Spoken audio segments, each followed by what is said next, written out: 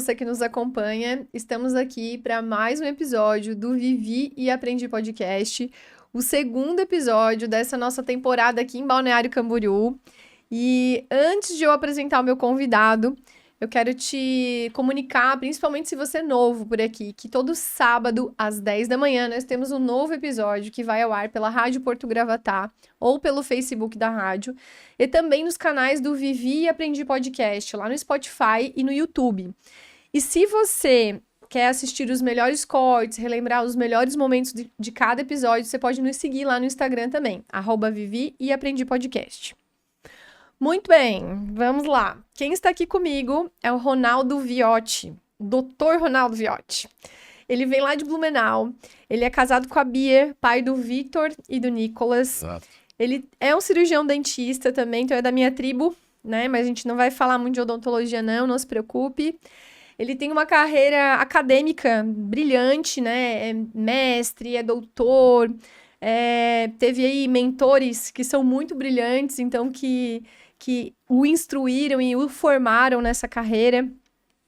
Ele atua na área de dentística, essa não é uma palavra comum para você, mas para você saber, constrói aqueles sorrisos lindos, assim, estéticos, é isso que ele faz com maestria. Ele também é professor universitário, é um empreendedor e é um cara, gente boa, simples pra caramba, já percebi isso, já senti isso. E ele se intitula também como um resolvedor de problemas. Então, nós vamos descobrir essa mentalidade por trás do Ronaldo. O Ronaldo, ele é uma daquelas pessoas que a gente recebe aqui no podcast por indicação de outras pessoas. Isso. Então, sempre que alguém vem por indicação, é porque, de alguma forma, ela chama muita atenção. Seja pelos seus valores, pela sua trajetória, pela forma como encara a vida.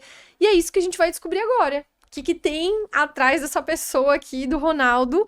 Muito obrigada por você ter vindo lá de Blumenau, por nos dar a oportunidade de te ouvir, de aprender contigo. Então, seja muito bem-vindo ao Vivi e Aprendi Podcast. Maravilha, eu que agradeço, Dani, imagina. E tá aqui, para mim é uma novidade, de certa maneira, mas vem de encontro com uma vontade, assim, que eu sempre tive de poder... A gente vai... tendo experiências na vida, né? E vai passando o tempo e tal, e você fala, poxa, eu acho que eu posso inspirar, motivar e ajudar pessoas, né? Usando a bagagem que você vai adquirindo, seja em qual área for, não necessariamente na odontologia, que é a nossa profissão, né? Eu digo que eu sou dentista como profissão, mas eu não sou só dentista, né? E o profissional da área da saúde, ele confunde às vezes, ele acha que ele é aquilo, mas eu sou também dentista, mas eu sou filho, sou marido, sou pai, Sim. sou amigo, né? Sou uma pessoa, um ser humano que tento, de alguma maneira, seguir uma filosofia que eu tracei há muitos anos, que falar isso às vezes as pessoas não entendem direito, mas de certa maneira, servir, ajudar. Então, tu falou da questão de resolver problemas, eu acho que isso me inspirou a vida inteira, sabe? E eu tento passar essa lição para meus filhos, né? São dois motivos que eu tenho fortes demais hoje em dia. Sim. Né? Contextualiza pra gente um pouquinho a tua história, assim. Por que tu escolheu essa carreira? Como que foi, assim, me tornei professor? Qual foi o grande desafio dessa tua carreira? Contextualiza pra gente um pouquinho essas tuas escolhas. Tá. Bom, eu sempre gostei de trabalho manual. Não sei por quê, mas eu era molequinho e adorava fuçar nas coisas. Mexia, desmontava. O apelido da minha casa eu era o Mãozinha, né? Minha avó, minhas tias, meus tios são meus padrinhos e minha mãe. E eu era o Mãozinha. E eu sempre gostei de coisa manual. Um belo dia lá, com uns 15, 16 anos, eu estava ali, segundo ano antes do vestibular. Eu comecei... Alguém me falou odontologia. Eu tinha sido paciente da orto, né? Na época, os brackets. E a horta hoje em dia, você vai uma vez a cada 2 meses. Na minha época era toda semana. Então eu fui dos meus 10, 11 aos 13, 14, semanalmente ao dentista. E eu via ele trabalhando e eu admirava aquilo. Porque aquilo era algo que eu achava que eu ia gostar de fazer. Que era trabalhar manual, lidar com pessoas, resolver coisas. E um belo dia, com uns 15, 16 anos, a minha família tem uma história de medicina muito forte. Meu bisavô, meu avô, meu irmão mais velho, meus tios que são meus padrinhos. E aí, naturalmente, eu iria para medicina. Mas eu nunca quis ser médico. Tem uma gozação, né? Que o dentista é um médico frustrado. Não é. No meu caso, particularmente, não é. Então, eu escolhi odontologia achando que, poxa, eu vou gostar de fazer isso. Longe de imaginar que isso podia ser uma profissão que eu ia ter, que eu ia virar professor, que eu ia ter uma formação acadêmica mais aprofundada, ou que eu teria sucesso ou não sucesso. Longe. Era uma coisa assim, eu achava que era de vocação, sabe? Nunca fiz teste vocacional, não fiz nada disso. Uhum. Era uma coisa assim de, não, eu acho que eu vou gostar de fazer isso, sabe? E eu nunca tive dúvida. Eu nunca pensei em, não, mas se eu não fizer odonto, eu vou fazer, sei lá, ou medicina, ou, sei lá, direito, ou engenharia. Não, eu vou fazer odonto. É o plano A, o plano B e o plano C. Não existe outro, sabe? E eu costumo dizer para meus filhos, na tentativa de educação para eles, que eu falo assim, olha, eu não era um aluno brilhante na escola. Eu era um aluno mediano. Eu não gostava de estudar. Eu falo isso para eles sem problema nenhum. E ao longo da faculdade, eu entendi uma coisa na Federal. Fui aluno da Federal. Primeiro, que a turma da Federal não estava lá por acaso. A turma da odontologia.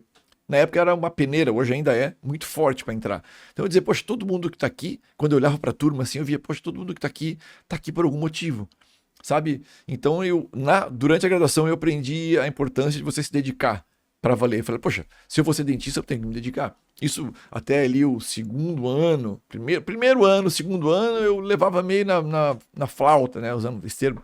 Mas depois eu falei, não, peraí, não dá, eu preciso me dedicar. Então acho que eu aprendi a estudar e eu tomei gosto. E aí as coisas foram acontecer naturalmente. Durante a minha formação acadêmica, eu fui aluno de um curso em Curitiba, de dentística. Né? É uma palavra que o pessoal não sabe o que é, né? É uma tradução meio... Porque também se confunde com dentista, né? Porque com dentista, né? É uma tradução do Restorative Dentistry, né? Do inglês, que virou dentística restauradora, porque eles não tinham outro nome. Ia chamar odontologia restauradora. Mas aí deram esse nome dentística. Então ninguém sabe. Dentística, o que é isso? Tá. E eu fui aluno de um curso em Curitiba, jovem. Me formei jovem, 22 anos. Né? O Guga formou com 21, eu acho. Com 20. 20, eu então. também me formei com 20. Então. E eu não entrei no primeiro vestibular da Federal, porque eu levei o terceirão meio, né? Passei direto e tal, mas o odonto era difícil. E eu não estudei para odonto assim, eu estudei normal. E não passei. Passei bati na trave e tal, fiz um ano de cursinho em Floripa e aí entrei no odonto, na Federal. E ainda assim me formei com 22. Eu me formei com 20 para 21 também.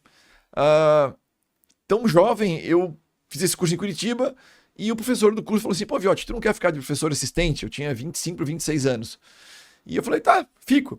Tá, vou dar aula do quê? Tu vai ajudar na clínica e vai dar aula de marketing e odontologia. Falei, meu Deus, que isso, cara? Marketing, odontologia, coisa chata. Não, tá, vou estudar esse negócio. E aí comecei a estudar e tal, fiz algumas aulas. E aí ele falou, não, cara, tu vai fazer parte do corpo do curso. Vai ficar dando aula com a gente, só que tu tem que titular. Tu é clínico geral, jovem, né? Tem 4, 5 anos de formado, eu já tinha 26, 27. Tu vai ter que fazer especialização. Eu falei, tá, vou fazer especialização.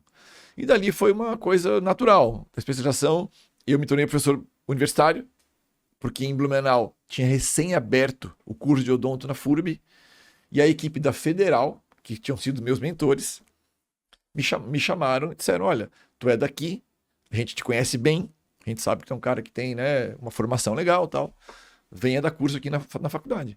E eu entrei na primeira turma da odonto da FURB. Tô lá até hoje. Sabe o que é engraçado? Que eu encontro ex-alunos com uma certa frequência. E essa coisa de ser professor tem uma motivação para mim muito especial, que é você inspirar pessoas. Você tocar neles de alguma maneira, né? Então eu sei que isso acontece, né? Eu sei que isso acontece. E com frequência eu encontro ex-alunos que falam, pô, professor, cara, eu lembro muito de ti, cara, pô, tuas aulas eram muito legais, tal. Mas tu não tá mais na FURB, né? Não. Eles falam isso pra mim. Ah, eles falam isso pra ti. Eles falam isso pra mim. Tu não tá mais dando aula, né? Eu falo, não, eu dou aula. Tu tá até hoje lá? Tô, lógico, a faculdade não é um cabide pra mim, não é um passatempo, não é um hobby. Eu gosto de dar aula, né? E no consultório, pacientes me falam assim, tá, mas vale a pena dar aula? Pô, mas é porque eu não tenho horário, né? Ah, mas tu não tem horário, eu tenho faculdade amanhã, mas vale a pena dar aula?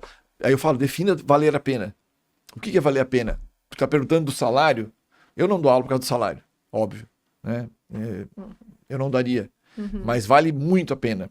Vale muito a pena porque lá eu ganho algo que para mim tem muito valor. Que é isso? Que é inspiração, motivação, sabe? Tu vê que tu ajudou a trajetória de muitas pessoas. Imagina, 25 anos, são 2 turmas formando por ano. Quase 50 turmas. Cada uma com uma média de 30 alunos, dá mais de 1.000 alunos formados, sabe? Então isso, acho que para mim tem algum valor. E esse teu despertar, assim, do servir, tem algum momento da tua vida que tu que tu teve essa virada, assim, de mentalidade do servir, que tu desabrochou nesse sentido, assim, que tu entendeu que era esse o sentido da vida? Olha, sabe que eu nunca tinha pensado dessa maneira? Poxa, em que momento que isso aconteceu? Eu vou te falar sinceramente que talvez eu não consiga apontar um momento específico, mas eu acho que lá jovem, né, lá antes dos 18 anos ainda, entrando na faculdade, assim, tal, eu comecei a perceber que se a gente se tornasse uma pessoa que tivesse como um dos propósitos ajudar aos outros, talvez você fizesse alguma diferença, sabe? Mas isso não era muito claro para mim, não era uma coisa muito assim, óbvia, não. Tu me perguntou isso agora e está vindo aqui um insight aqui na minha cabeça. Lógico, eu acho que isso se fortaleceu muito depois de anos tratando pessoas, né? Mas eu acho que lá atrás eu meio que achava que se eu me tornasse uma pessoa, né, vamos botar uma aspas aí, uma pessoa boa, né? Uma pessoa boa é aquela que tenta promover o bem, né? Então eu achava que, poxa, por que não? Se é uma escolha que eu posso fazer, por que não fazer uma escolha que eu acho que possa ser produtiva, que possa, de uma maneira, entregar, né, motivar, inspirar, se tornar importante para alguém. Importante no sentido fazer a diferença. Sim. Né? Então, só, eu acho que é mais ou menos por aí, sabe? Eu acredito que durante essa tua trajetória, porque você é um professor que tem um carinho dos teus alunos, que inspira, é um profissional que está bem colocado, bem estabelecido, né? Tem o reconhecimento dos pacientes. Então, a gente pode dizer seguramente que você tem sucesso profissional, né? Então, a gente pode dizer isso.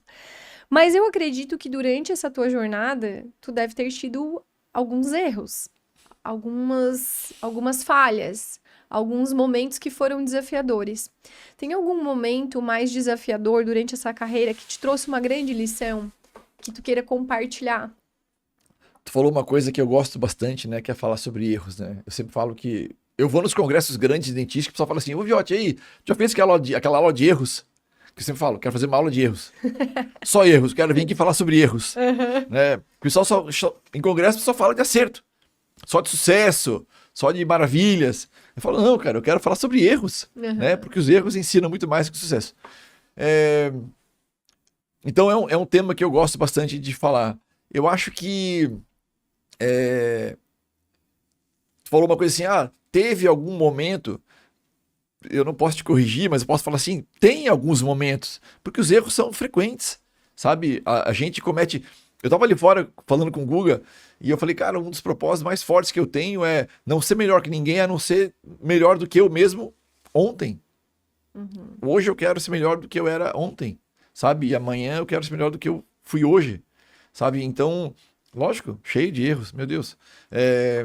Mas também, de novo, em algum momento ali eu fui percebendo que muito jovem você vai correndo atrás de muita coisa, né? E quando tu falou a palavra sucesso profissional, né? Sucesso profissional é quando você tem reconhecimento. A gente podia passar aqui horas falando sobre sucesso, sobre conceito de sucesso e tal. E eu acho que assim, em algum momento eu comecei a perceber que, pô, peraí, por que isso aqui não funcionou da maneira que eu queria que acontecesse? Por que isso aqui teve esse viés aqui que não era aquele que eu esperava, sabe? E eu comecei a entender que para você conseguir melhorar e entregar mais, né? Hoje em dia se usa esse termo, né? Poxa, eu entreguei tudo, né? Quer dizer, poxa, eu fiz o meu melhor. Mas às vezes o teu melhor não é o suficiente. Às vezes o teu melhor não é o suficiente. Você não consegue suprir, sabe? E aí eu vou dizer, não, tá bom. Então eu vou tentar subir a régua do meu melhor. Como é que eu vou fazer isso? Sabe? E aí eu comecei a abrir isso para tudo, né? Não só para profissão, Sim. mas para relações, para relacionamento, para tudo. E então acho que foi uma coisa natural. Eu acho que o dentista, se ele tiver um mínimo de bom senso, eu acho que a gente está falando uma palavra bem perigosa, porque como eu estou na profissão há muito tempo e eu vejo muita coisa que está acontecendo por aí, eu acho que hoje em dia está faltando muito bom senso. Eu acho que, acho que falta muito bom senso, né? Mas se você tiver um pouco de bom senso, você vai começar a perceber, você vai começar a enxergar os teus erros, tuas falhas e aonde você pode melhorar, sabe? Então eu acho que foi uma coisa natural minha isso, sabe? De falar, não, pô, peraí, isso aqui não tá legal, cara. E uma coisa engraçada é que eu percebi que às vezes eu recebia o reconhecimento, né, do paciente, por exemplo, mas eu não estava satisfeito. Eu não estava. E eu ia embora para casa arrasado. Eu ia aborrecido, né? E não importava, e não tinha nada a ver com o financeiro. Nada a ver com zero a ver com o financeiro, sabe? E eu dizia, poxa, eu posso fazer melhor. Eu posso entregar mais, sabe? Então é por isso que eu falo muito sobre isso, sabe? Poxa, a gente vive em tempos onde todo mundo quer mostrar sucesso, felicidade, momentos, né? Seja na profissão, seja na rede social, que hoje em dia é forte demais, seja nos eventos, né? Seja onde for, na sociedade, e como se as falhas fossem proibidas, e elas não são, elas são, meu Deus, elas são importantes demais, demais, sabe? Então acho que se a gente parar de esconder elas, a gente vai conseguir trazer um nível de sinceridade muito maior e conseguir tirar o proveito disso, sabe? Sei lá, é uma maneira que é uma filosofia que eu acredito bastante. Sim. Sabe? Se você fosse olhar do início da sua carreira até o seu atual momento, continuando tendo essa sede de compartilhar conhecimento e continuar inspirando os estudantes e querendo causar transformação, né, nesses profissionais que estão se formando. Nessa sua jornada, né, de transformação de pacientes, de alunos, e nessa sua jornada de construção de autoridade também, qual é a característica ou a habilidade que tu acha que foi essencial para tu ter construído essa jornada que tu tem hoje? Eu acho que é bastante dedicação, foco naquele momento presente que tu tá exercitando a tua função naquele momento, sabe? Seja como professor, por exemplo, né? O que eu aprendi? O que a carreira de professor me ensinou? Que existem várias escolhas, né? Então existe professor que se tornou professor porque ele quer fazer daquilo uma vitrine para ele, sabe? E ele não necessariamente tem a vocação de ensinar, ele quer aparecer, né? Ou ele quer se tornar famoso, ou ele quer aumentar a sua visibilidade no seu consultório, enfim, na sua carreira profissional, seja ela qual for. E eu achava que, poxa, eu quero, tá, ok, isso é legal, mas eu ouvia muito falar, tu dá aula também, porque é bom aqui pro teu consultório. Não é bom pro meu consultório, cara. Eu quero dar aula porque eu quero realmente tentar entregar o meu melhor lá na hora que eu tô passando o ensinamento, sabe? De compartilhar o ensinamento. E aí tem uma outra coisa que eu aprendi, que é o conhecimento só é válido se ele é compartilhado. Porque se você tem conhecimento e guarda ele para você, ele é de pouco uso, ele é de pouca utilidade. Mas se você compartilha com muitas pessoas, e obviamente que esse conhecimento tem que estar pautado em várias diretrizes, né? Que vão da ética, da evidência científica, no nosso caso, né? Entre outras, eu acho que ele vai expandir num grau, né? E numa potência, numa força muito maior. Então, eu acho que dentro desse contexto, dar aula me permitiu aprender diariamente e conseguir compartilhando o conhecimento, me tornar também mais sábio. E eu tô todo dia aprendendo. E eu aprendo com meus alunos, inclusive. Né? Eu aprendo com meus alunos diariamente. Eu tô lá e eles estão fazendo coisa, eu tô olhando, dizendo, poxa, eu não faria assim. Mas, poxa, que legal. É um jeito diferente, sabe? Nossa, eu aprendi muita coisa com meus alunos. Sim. Sabe? Demais. É incrível como eu tenho percebido um padrão nas pessoas que eu tenho entrevistado. Que as pessoas que são bem-sucedidas no sentido, e eu não tô nem falando financeiro, Claro. mas que são bem-sucedidas, assim, amam o que fazem, têm um prazer de servir, elas têm uma sede de crescimento que é insaciável. Isso é um padrão, assim, eu tô percebendo isso nas pessoas bem-sucedidas. É uma sede de crescer, de melhorar, de evoluir, de estar em movimento. Então, eu percebi isso em ti. Tem um momento na vida das pessoas, que uma experiência que as pessoas passam, que você passou, que foi a paternidade. Em algum momento, a paternidade chegou para você. Você tem 2 filhos. E você, ao mesmo tempo, você tinha aqui nesses pratinhos, né, que a gente equilibra, Claro. uma dedicação grande no seu trabalho, porque quem quer dedicar excelência, dedica muito tempo. Muito. Eu queria saber como foi essa mudança, a tua experiência da paternidade, e como que tu enxerga isso, assim, num olhar de pai, né, e de profissional que é muito dedicado, como que equilibra esses pratos para que consiga ser suficiente nas duas coisas, assim? Como que foi isso para ti, a tua experiência, e o quanto a paternidade te transformou também? Sabe, Dani, que... primeiro, eu não sei se eu consegui alcançar esse equilíbrio dos pratinhos em relação à paternidade e à profissão. E as minhas outras facetas que eu tenho, né, que são os outros pratos. Então, eu, honestamente, eu diria que, eventualmente, pratos caem. Que é normal, para todo mundo. Sim. Né? Então, ora, eu estou me dedicando muito ao prato da paternidade, ora muito ao prato da profissão, ora muito ao prato do relacionamento, ora muito ao prato da família. Né? Eu estou numa fase de vida que eu tenho pais mais velhos e eu tenho filhos pequenos ainda. Então, ambos precisam de mim. Né? E eu tenho a faculdade e eu tenho o meu trabalho, a minha clínica, meus pacientes. Então... eu acho que é o seguinte, sem dúvida alguma, a paternidade foi um momento na minha vida que mudou demais a minha rota. Mas demais. Inquestionavelmente demais. Sabe? Eu separaria a minha vida. Em algum momento separa a tua vida em 2 fases? Óbvio. A paternidade dividiu.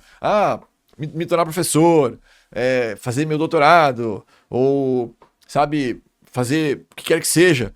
Não. A paternidade foi um divisor muito forte, porque a partir dali eu aprendi na prática o conceito de não mais olhar para o seu próprio umbigo. Eu tinha pessoas que dependiam de mim muito, sabe? E eu, até hoje, eu fui pai mais velho. Que idade que eles têm? Meus filhos têm 12 e 9. Né? Eu tenho 55. Então eu fui pai com 43. E meus amigos da minha idade têm muitos avós. Já. Sim. Avós e avô, muitos, né? E eu tenho 2 filhos criança ainda. Criança. Os 2 são criança.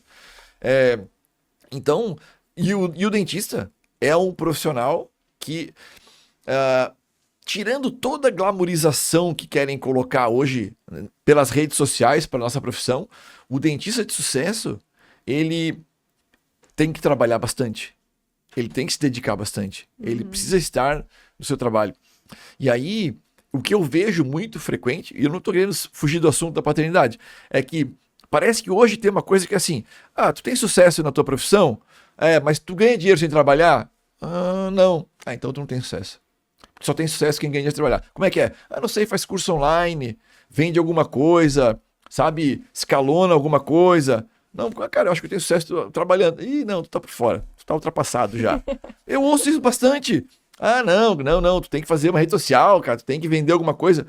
Ou seja, quase como se fosse, poxa, tu pastou muito para alcançar algo, não é o suficiente ainda, porque você ainda não conseguiu escalonar o teu trabalho. Poxa, difícil. Então, como eu sou muito dedicado ao meu trabalho, com frequência eu me questiono muito isso, né? Eu acho que todos nós, eu sou casado com uma psicanalista. Aff, Maria. Né? E ela é uma pessoa fantástica. E eu um dos motivos pelo qual ela se interessou por mim foi quando ela me conheceu, eu ter dito para ela que eu fazia terapia na época. E ela ficou meio encantada. Mulher sábia. Era uma coisa assim, não, eu faço doutorado em terapia. Ela, ele é inteligente, ele quer se autoconhecer.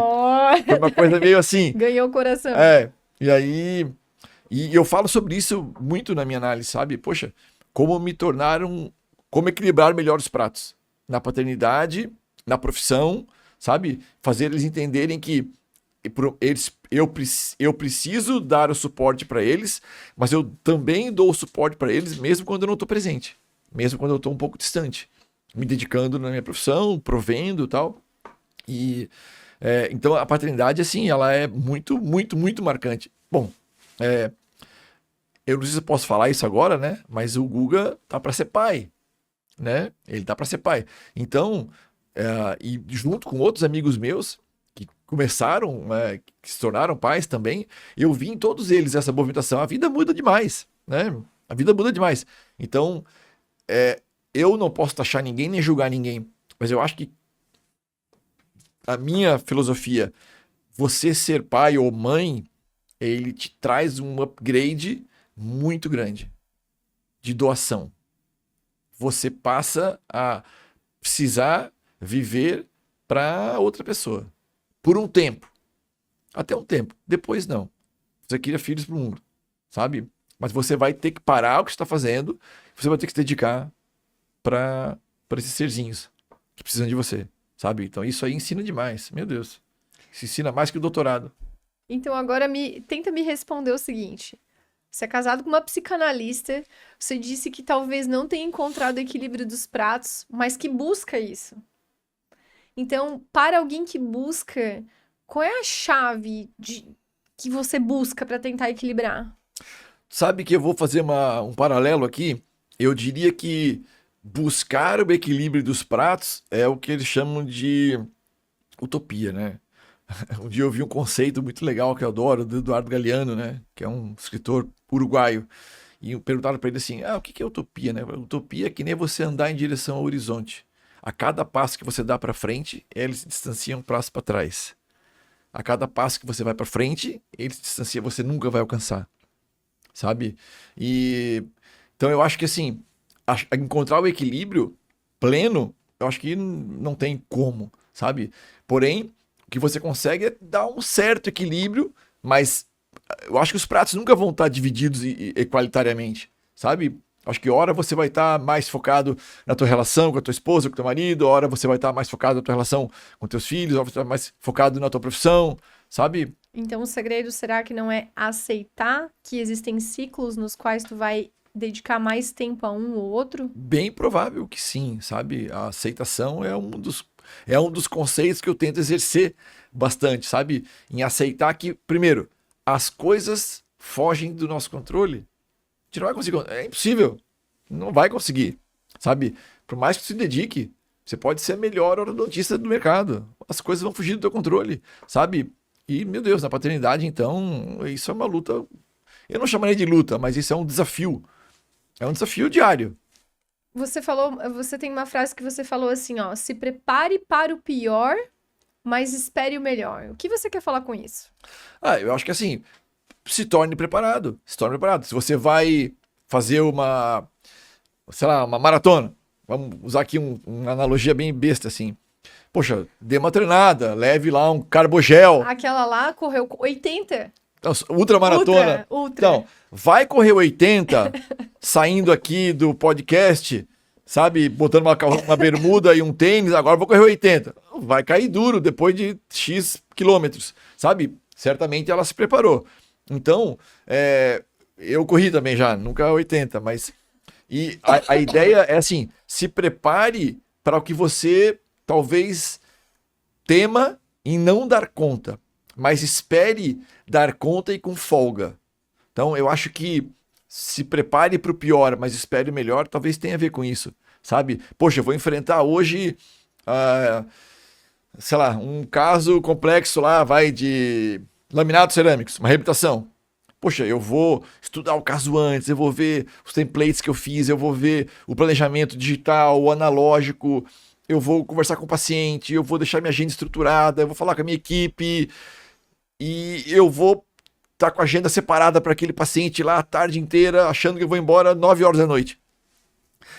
Mas eu me preparei tanto para isso que ao longo daquela tarde pode ser que tudo flua tão bem que eu termine às 5h30 e olhe e diga, poxa, foi muito melhor do que eu esperava, sabe?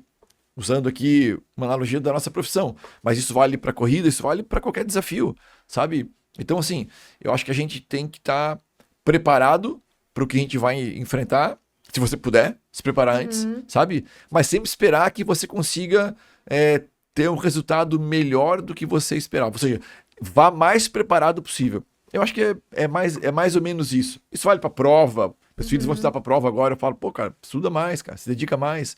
Ah, mas vai ser fácil. Que bom! Que bom que vai ser fácil, mas se prepare mais. Eu acho que é uma coisa meio. Até parece meio besta falar isso, sabe? Mas eu acho que faz bastante sentido.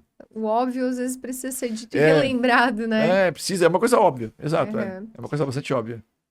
Você também fala muito. Dá pra ver que você é muito ousado no sentido de não ter medo de tentar ou não ter medo de errar, assim, de fazer mesmo, né? E você também fala uma frase de que não tentar é a pior derrota, né? Eu queria saber se ao longo dessa tua trajetória teve algo assim que você deixou de tentar e você se arrependeu, ou em que momento você. Ou se você tentou alguma coisa que você foi despretensioso e deu muito certo, e que você chegou a essa conclusão. Puxa vida, se eu não tivesse tentado aqui, eu teria perdido uma baita de uma oportunidade, de um resultado. Sem dúvida, ter me tornado professor foi uma escolha que eu tomei, assim, na época, por ser convidado e ter entrado na universidade, talvez até de modo meio intempestivo, meio sem pensar muito. Ah, Ronaldo, vem dar aula, vou. Sabe? Ah, eu vou, tá bom. O que vai ser? Não sei, eu me lembro do primeiro dia de aula. Eu entrei na sala de aula da graduação, o professor Balatieri estava dando aula para graduação, 6º semestre. Eu sentei, era uma terça-feira de manhã, e eu sentei lá na última fila da sala, fiquei assim, meu Deus, o que eu tô fazendo aqui, cara? Sabe? Porque eu não tinha certeza. Sabe? Eu não tinha certeza daquela minha escolha naquele momento. Tipo, pô, mas peraí, agora que meu trabalho tá indo bem, que meu consultório tá indo super bem, que eu tô, sabe? Cara, vou largar agora 2 dias por semana inteiro pra vir dar aula. E se eu olhar agora, isso há 25 anos atrás, foi em 2000 isso, eu olho e falo, poxa, eu tive a coragem de ousar, talvez, de sair da minha zona de conforto, que era ali ficar no meu dia a dia, sabe? E hoje, eu reconhecidamente olho para trás e vejo que foi uma decisão acertada.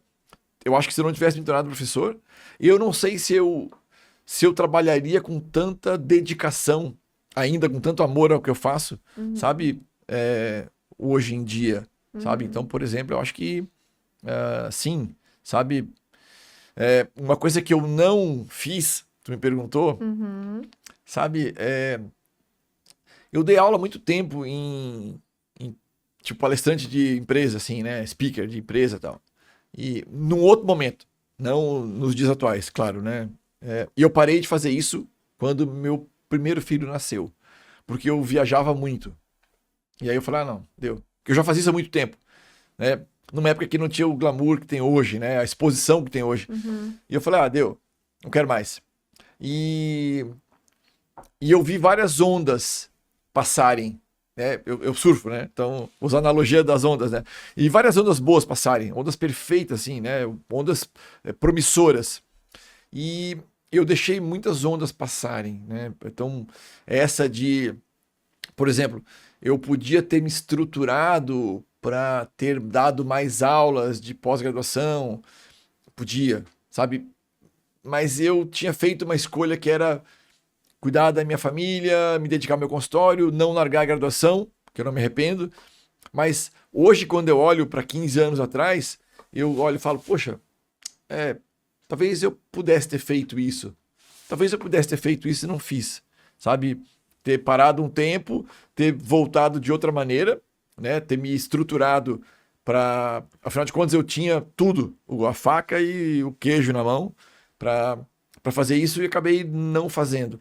E hoje não acho que passou, né? Uhum. Mas cada vez eu vejo que, poxa, não sei mais se eu quero voltar a ficar viajando, a ficar trabalhando no final de semana. Eu lembro que eu dava aula, era final de semana. Uhum. Era sexta, sábado, Sim. sexta, sábado. Eu dei aula há mais de 10 anos, sexta, sábado, Uhum. sabe? Tinha uma hora que eu falei, não quero mais. Então, né, talvez isso é uma coisa que volta e meia vem na minha cabeça, sabe? Talvez não ter me estruturado para ter continuado essa minha carreira de professor de pós-graduação, sabe? De curso e tal, mas não diria que é um arrependimento, mas é uma coisa que eu penso bastante, Sim. sabe? Vamos pensar que agora, assim, tem várias pessoas nos assistindo e essas pessoas ou estão definindo suas carreiras ou já estão com suas carreiras estabelecidas ou têm filhos que estão definindo suas carreiras. E você é um professor, mas é também, sobretudo, um mentor que passa para tantos jovens ou para outras pessoas alguns dos seus valores, certo? Claro, Então, eu não tô falando aqui de trajetória sem odontológica. dúvida. Tô falando dos teus pilares, dos teus valores. Que grande lição tu compartilharia com essas pessoas que têm dúvidas sobre a sua carreira, sobre o que precisa fazer, sobre o que precisa traçar, para ser assim apaixonado como você é pelo que você faz? Qual é aquela chave, aquela essência que um jovem que você gostaria de alguém ter te dado esse conselho lá no começo e que você acha que faria sentido, que é uma chave que de repente você vai passar para os seus filhos na hora certa. O que você precisa fazer para se apaixonar pelo que você faz e para conseguir fazer isso com amor, assim, com propósito, com entrega? Hoje a gente ouve falar muito sobre isso, né? Eu sou apaixonado pela minha profissão, eu amo o que eu faço e tal. Eu acho que essa entrega, ela é construída. É igual amor. Amor é construído. Eu usava uma frase que podia parecer duro uma época, mas quando meu filho mais velho nasceu, há 12 anos atrás, eu olhei para aquele serzinho lá, pequenininho, na maternidade, ele nasceu prematuro, né, tal, e foi para UTI direto, e eu estava muito preocupado na época com a minha esposa, como é que ela ia sair também da cirurgia e tal, e ele tinha ido para UTI, estava bem cuidado, e eu falei isso para ela na época, eu falei, poxa, ele é meu filho, é uma pessoinha desse tamaninho, tô lá numa incubadora, e eu percebi ao longo do tempo que eu fui interagindo com ele, o nascimento, o crescimento e o fortalecimento do sentimento do amor. Ele é construído. Ele não aparece assim. Meu filho nasceu, puf, tomando meu filho. Não é verdade isso, sabe? Para mim não foi. Então eu acho que as coisas são construídas, sabe? Diariamente, semanalmente, anualmente, sabe? Então, assim, eu acho que meu amor às coisas que eu faço, a minha dedicação também foram construídas, sabe? Então, por exemplo, eu acho que dedicação... Uma vez eu participei de um programa que chama assim, Se Eu Soubesse. Olha, conta pra gente. Se Eu Soubesse. Que era isso. Que era, poxa, era de uma plataforma de ensino em odontologia, né, digital e tal. Talvez uma das primeiras do Brasil, do Rio. E eu estava num congresso grande, eu ia palestrar lá. E eles chamaram professores que iam palestrar e tal, para fazer um quadro. Então tinha um apresentador, tipo um talk show. Né? Tinha um apresentador e 3 pessoas no sofá. Tá, e aí, vamos falar sobre Se Eu Soubesse. O que você faria diferente se tu soubesse lá anos atrás? E o que eu falei na época foi o que eu ainda continuo pensando, que era se prepare, se esforce, se dedique. Eu não acredito muito em talento, eu acredito muito em dedicação. E isso é uma filosofia do professor Baratieri, né? Que ele sempre fala isso Talvez. também, né? Mas eu acredito muito nisso. Isso, talento existe? Existe, lógico. Né? Eu vejo dos meus filhos. Um tem mais talento para fazer esporte, outro tem mais talento para arte, para cultura, para leitura, para dança, para encenação, sei lá. Eu consigo perceber isso, claro. Mas eu acredito muito em dedicação. Muito, muito, muito, sabe? Em esforço, em disciplina, demais. Então, o que eu falei lá no programa na época foi tipo, poxa, escolha o que você vai querer fazer e se dedique o máximo possível. E quando eu me formei, eu não quero falar de odontologia, mas eu faço paralelos, né? Sim. A minha formação. Quando eu falei que eu ia fazer dentística restauradora, me falavam assim, dentística, cara, que isso, cara? É uma coisa que não é conhecida, ninguém indica. Cara, é o que eu gosto de fazer. Porque eu vinha da Federal, né? Onde a dentística era muito forte. E eu falei, bom, tá bom. Então, não é uma coisa que indicam, não é uma especialidade como era orto, ou era pério, ou era o implante na época. Mas eu falei, não, cara, eu vou tentar me tornar o melhor possível. Eu vou tentar ser uma referência. Eu vou tentar ser um cara diferente. Eu vou tentar me fortalecer demais no que eu vou fazer. E quando tu falou em sucesso agora, um tempo atrás, eu diria que... E eu falei isso numa live que eu fiz com o Google agora um tempo atrás, que para mim ter alcançado sucesso foi fazer aquilo que eu acredito ser o certo. Eu tento executar hoje em dia no meu dia a dia. Eu faço, na minha profissão, aquela odontologia que eu acredito que seja a certa. Eu consigo fazer isso. Em 99,99% dos casos que eu trato. Sabe? Eu acho que isso é sucesso. Eu fazer aquilo que eu acredito que seja certo. Independente de vontades, ou de custos, ou de mercado. Sabe? Eu acho que não é porque todo mundo está fazendo que está certo. Não é porque ninguém está fazendo que está errado. Né? Então, eu acho que esse amor ao que tu tá fazendo vem um pouco disso, porque vem um retorno. E eu falei antes também que o retorno não é financeiro. Eu ia embora para casa, às vezes eu tinha recebido, mas eu ia arrasado, porque eu não tinha entregado aquilo que eu queria ter entregado, sabe? Isso acontece também com meus filhos, por exemplo, né? Onde eu tento passar uma mensagem para eles especial de algo, uma instrução especial de algo, uma educação especial de algo, e que eventualmente eu vejo que não saiu do jeito que eu queria, sabe? Mas eu sei que uma sementinha foi plantada. Então, para o jovem, eu acho que assim, escolha certo seus ídolos, escolha certo, sabe? Seus mentores, independente da área. Sabe? Escolha um caminho. Eu acho que hoje em dia o pessoal dá tiro pra tudo que é lado. Sabe? E ok, não vou entrar nesse mérito.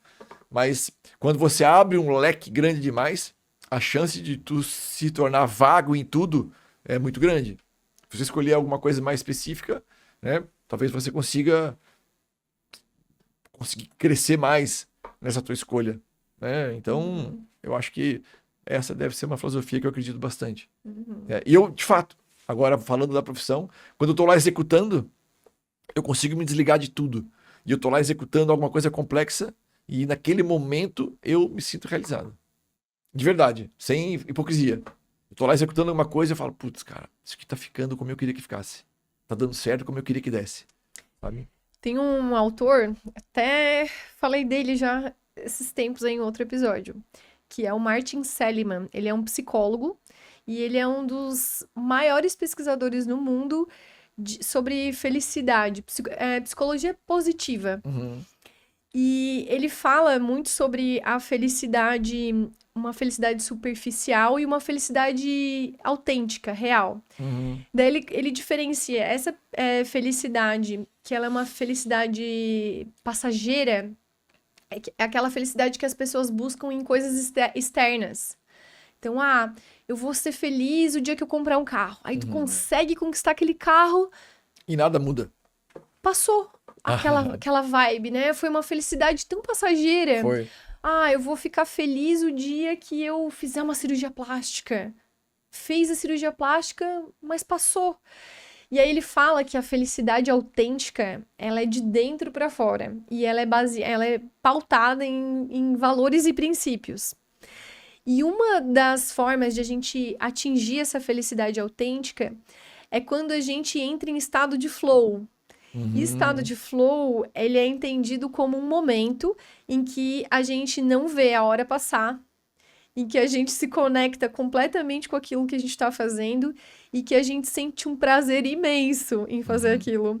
Então você falou ali que quando você tá fazendo aquele trabalho manual, que você já desenvolvia lá na tua infância, porque era o teu brincar com trabalhos manuais, você entra em estado de flow. E isso também é algo que eu falo, acho que quase todo episódio, que também é algo que eu vejo nas pessoas que são realizadas profissionalmente. Elas dão indícios lá na infância de coisas que as que são mais realizadas profissionalmente, dão indícios de que elas brincavam daquilo na infância. Eu já dei até os meus relatos aqui, que eu faço tudo que eu fazia na minha infância também. E aí, é engraçado, porque a gente A brincadeira virou a Maria... algo sério, mas continua sendo prazeroso. Sim, a Maria Montessori, que é uma pesquisadora, né, já falecida, mas tem muitos livros publicados, ela fala que o brincar é o trabalho da criança. Então nós nos tornamos adultos que a gente continua brincando daquilo que era prazeroso, né? A famosa história da brincar de massinha, né? Mas eu acredito bastante nisso. Tu tá falando de positividade e tem um autor que eu gosto bastante, que é um filósofo moderno, né? Que é um sul-coreano radicado na Alemanha, que é o Byung-Chul. E ele tem um livro escrito chamado A Sociedade do Cansaço. Olha que é bem interessante. E eu conheci esse livro através de um podcast que eu ouvia bastante, da Regina Janetti, né? Que é o Autoconhecimento. E eu conheci esse livro nesse podcast, eu falei, poxa, eu vou trazer ele, comprei e tal. E é um livro pequenininho, pequeno assim, fino, mas denso, daqueles que você tem que ler cada página várias vezes. Você lê uma página, volta, lê de novo, volta, lê de novo. E como é que é o nome do livro? É A Sociedade do Cansaço. A Sociedade do Cansaço. E ele fala, como ele é um autor atual, né? Ele tá vendo o que está acontecendo, e ele fala sobre um termo que pode parecer forte, que chama-se positividade tóxica. Que ela é muito, hoje em dia, jogada, né? E o que ela diz? Que a positividade tóxica é aquela que diz que todo mundo consegue ser o máximo. E ele fala o seguinte, talvez não. Talvez nem todo mundo consiga ser o máximo. Talvez você... Porque senão, se fosse assim, para você ser feliz, tu teria que ser o máximo. E não é verdade, né?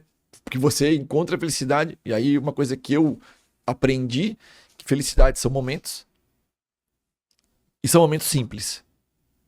Muitas vezes simples, como uma conversa, né? Como um gole de água, como um raio de sol, o calor que tu sente no rosto, um vento, uma brisa, uma árvore florida que você vê. São momentos de felicidade. E são muito rápidas, né? Aquele estado de felicidade que você tá... hoje eu tô feliz o dia inteiro.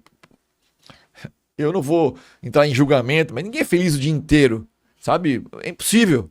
Você vai, ao longo de um dia, transitar entre a felicidade e o desapontamento, sabe? E a felicidade verdadeira, aquela forte mesmo, eu acho que ela está contida nisso. E o que esse autor fala é que, como existe uma imposição muito grande para que você seja feliz, isso está criando uma geração de pessoas infelizes, porque acham que são sempre capazes de tudo, quando na verdade é muito difícil. E aí você estimula demais um jovem, achando que ele pode tudo, quando na verdade ele talvez não consiga aquilo tudo, por N motivos, mas ele fica frustrado, né? E se a gente, tu brincou antes do nosso professor, e ele falava uma frase que eu fui aluno de graduação e pós-graduação dele, ele falava assim, ó, o dentista gosta de comprar ilusão. Ele falava isso. Na especialização, provavelmente, que a gente ficava muito próximo durante muito tempo, né? A gente convivia muito tempo ali juntos. E ele dizia, o dentista gosta de comprar ilusão. O que ele queria dizer? Eu não entendia na época. O que ele queria dizer com isso? Ele queria dizer que às vezes você vai num evento grande e você vê um monte de coisa que está tão distante do teu dia a dia, que você fala, poxa, eu quero fazer isso. Mas será que isso ali é a realidade? Será que isso ali é o viável no dia a dia? Né? Hoje se fala muito sobre isso. E ele sabia que não era. Né? Eu vi muita coisa. Nossa, eu convivi dentro desse meio muito tempo, né? Como professor, como palestrante. Então, e esse livro fala muito sobre isso, sobre o mal que isso pode causar quando ele é imposto como uma verdade absoluta. Você precisa ter sucesso máximo possível para você ser feliz. E você pode tudo. Não, você pode tudo. será mesmo que todo mundo pode tudo? Sabe? É isso que esse autor questiona. Então é um livro Que muito, bacana. muito interessante. Ele diz assim, que a gente vive num estado atual de vigilância constante e atenção constante, sabe? E isso para o bem-estar físico e emocional não é legal, Sim. sabe? A gente tá chegando no final, porque o papo vai fluindo e o tempo vai Eu correndo. falo muito. Eu sei. Mas eu tô aqui pra te escutar mesmo. Você falando justamente sobre isso, assim, saúde emocional e falando muito sobre autoconhecimento, você falou antes que você surfa. Uhum. A minha pergunta é, o quanto ter uma válvula de escape, um momento de prazer, o quanto isso faz sentido para esse bem-estar emocional? Sabe que um dia eu tava surfando, acho que era em Navegantes. E Navegantes é uma onda aqui, né? Do lado de Itajaí, que ela arrebenta muito longe da areia. Né? A gente brinca que Navegantes é uma remada longa, até tu chegar no line-up, lá no lugar onde as ondas estouram.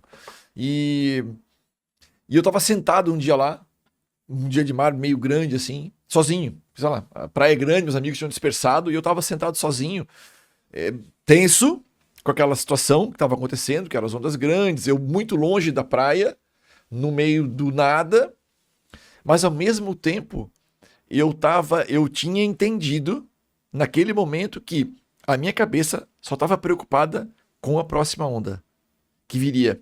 Então a minha atenção inteira estava preocupada naquele próximo momento que ia acontecer. E naquela hora ali, eu estava entendendo que, poxa, tudo aquilo que me preocupava não estava na minha cabeça, a não ser o meu estado de bem-estar e a próxima onda que ia passar. E depois dela, essa que passou, já tinha ido. Eu estava esperando a próxima. Sabe? Isso me mantinha num estado constante de atenção no agora, no momento presente. Que era, poxa, preciso estar bem, lá não tem salva-vida, era um dia de mar grande, eu estava longe de todo mundo e eu estava atento ao que estava acontecendo para eu curtir, ter prazer, sabe? E ao mesmo tempo entendendo que, poxa, eu estava sentindo uma paz danada. Eu lembro disso, eu lembro do momento até, eu lembro do que eu estava vendo, sabe? Do sentimento de paz que eu estava sentindo. E eu acho que se a gente pegar essa analogia e trazer ela para a vida, sabe? Quando você está fazendo alguma coisa, você está naquele momento, sabe? Não querendo me estender, tem um filme que eu gosto muito, um livro chamado Poder Além da Vida. É um filme muito bacana e conta a história do ginasta olímpico americano. E encontra um mentor, né, no posto de gasolina e tal. É um filme muito bacana. Ah, eu já assisti esse filme. Que ele sobe a montanha. Sobe a montanha. Uhum. O nome do livro é Peaceful Warrior. É o Guerreiro Pacífico. Foi traduzido como Poder Além da Vida. Esse filme é lindo. É lindo, é lindo. É maravilhoso. Né? E eu tirei várias lições. Eu tenho uma frase dele tatuada no meu braço, inclusive. Né? Qual é a frase? Que a felicidade, ela não está no destino, tá na jornada. Ele fala essa frase justamente na Na cena montanha. da Exato, montanha. E ela pra mim foi tão emblemática no momento lá que eu tava passando na minha vida, que eu tatuei ela exatamente, eu vi a cena várias vezes para eu conseguir entender exatamente o que ele falou e tatuei ela exatamente como ela tá descrita no livro em inglês, inclusive. Mas tem uma hora que o cara fala assim, ele fala assim, que horas são? Pro cara, ele fala assim, agora, onde é que você tá? Aqui. Sabe? Então, isso tem bastante a ver com isso. Você tá entregue naquele momento presente. Seja o que você estiver fazendo. Seja Isso o que tem a for. ver com a tua vida, né? Então, assim, esteja ali. Tipo, eu tô aqui agora, sabe? Então, na minha cabeça tá vazia com as minhas outras preocupações. São muitas. Mas eu tô preocupado em fazer uma conversa legal, fluir, conseguir passar a mensagem que eu quero passar. Eu sei que eu vou embora e eu vou dizer, pô, podia ter falado de tal coisa. Podia ter falado daquele negócio, putz, que eu fui querendo falar e não falei. Isso vai acontecer, eu sei. Mas estar no momento presente vai te levando para um lugar que só você consegue descobrir naquela hora ali, sabe? Que é o aqui e agora. Tu já respondeu a pergunta final. Pressadinho. Já respondeu. Mas agora eu vou te fazer a pergunta final, então. Faça. Tá, antes disso, redes sociais, se alguém quiser te acompanhar, como é que faz? Tá, vamos lá. Bem legal. Eu adoro fotografia. né? Como dentista, adoro fotografia. E em 2009, eu, lendo uma super interessante, vi um quadro que dizia assim, poxa, para quem gosta de fotografia, tem um aplicativo chamado Instagram, né? Que você tem filtros. E você faz de fotos filtros profissionais. E é muito bacana. Baixei na hora. Instagram, pum, tava disponível lá na Apple Store. Baixei, pum. Beleza. Tinha várias fotos. Fui abastecendo ele com minhas fotos e fui mudando filtros. Tinha lá, sei lá, na época, 10 filtros. E fui usando durante ali alguns meses. Até que em algum momento apareceu lá, fulano tá te seguindo. Tá, sei lá, uma ex-aluna minha. Aí, ciclano tá te seguindo. Tá. Você quer compartilhar essa foto? Eu pensei, compartilhar foto? Que diabo é isso? Pra mim aquilo era só uma maneira de eu usar filtros para ter minhas fotos com filtros. E aí eu entendi que não, que era um aplicativo de compartilhamento de fotos, que se tornou hoje em dia. Mas eles mesmos, eu já vi uma entrevista com um criador do Instagram que ele fala, cara, na época era só um filtro. Não era pra virar o que virou. Olha Foi uma só. coisa, né? O cara falando. Então eu tenho rede social há muito tempo. Né? Desde 2009. Minha rede social é meu nome, Ronaldo Viotti, @RonaldoViotti. Com 2 T's? Com 2 T's, VIOTTI. Né? É o único Ronaldo Viotti que tem no Brasil. Sou eu. Exclusivo. Então é fácil de... Eu tive minha rede social hackeada. Foi uma experiência terrível. Durante 7 meses ficou na mão de um hacker que me extorquia, queria me extorquir, aplicar golpe, me pedia dinheiro para me devolver. Eu só consegui resgatar ela com ação judicial. Eu contratei os melhores, sei lá, hackers do bem que não conseguiram. Disseram, cara, não adianta, só com ação judicial. Entrei com ação porque eu queria resgatar aquelas fotos que eu tinha lá da minha história, do meu passado, que estavam lá, que faziam muito sentido pra mim. Sim. E eu não queria aquilo na mão de alguém. O cara usava minhas fotos pra pedir dinheiro pras pessoas, usando o meu bom nome, pra dizer, não, faz aplicação, põe dinheiro aqui, põe dinheiro ali. Então, minha rede social é essa, @Ronaldo Viotti. Agora é tua. Agora ela é minha de volta. Tá bem protegida. Então vamos para a pergunta final, que eu acho que já tá respondida. Porque ficou muito claro, assim, da tua jornada, a tua entrega, né? A tua entrega no tempo presente, assim, essa tua busca pela excelência, por dar o teu melhor, por transformar, por servir. Mas vamos lá, responde você. Tá bom. Passa a régua na conta da tua vida, olhando para essa tua trajetória, para a grande lição que a tua vida traz. A grande mensagem que a tua vida traz. Se você fosse resumir isso numa frase dizendo, eu, Ronaldo, vivi o que vivi e aprendi que... Que você faz as coisas da melhor maneira quando você consegue controlar o medo de fazê-las, sabe? Se você conseguir tirar o medo de fazer as coisas, você vai fazer elas com muito mais intensidade, com muito mais dedicação, sabe? Eu gosto muito da frase que diz assim, que eu usava nas minhas aulas, o que você faria se não tivesse medo? Sabe? Então era uma frase que eu terminava minhas aulas com essa frase. O que você faria, em vez de usar um take home message, né, que o pessoal usava na época, eu dizia, não, o que você faria se não tivesse medo? Então eu acho que se você conseguir controlar o medo, não existe não ter medo. O medo ele é essencial. Mas se você conseguir controlar o medo e tirar ele, você vai conseguir ousar e vai conseguir fazer muito mais coisas boas. Se você conseguir domar ele. Entender que ele tá ali, mas que ele não tem que te dominar. Você tem que, sabe, olhar para ele, sorrir para ele, abanar, falar, tá, agora vai, que eu vou fazer mesmo assim. Sabe? Eu acho que isso é uma maneira que eu tento pautar minha vida. Que grande mensagem. Me surpreendeu. Veio bom. mais uma no final, hein?